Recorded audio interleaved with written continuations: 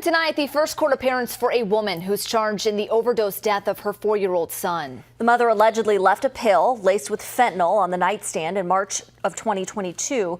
Her son Phoenix died 5 days later. Our Bella Caracta reports that county officials are working together to fight this trend. Paris Hunt told investigators her 4-year-old son Phoenix was asking for candy one day in March of 2022. She later found him unresponsive, likely from a pill his mom says she bought from a friend.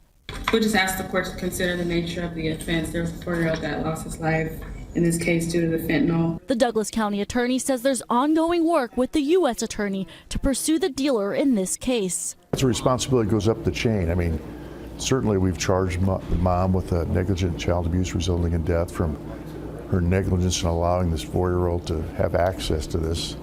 But there's also many other people who bear responsibility. He emphasized to 6 News the growing problem. The number of fentanyl deaths from 2019 to 2021 rose 400%.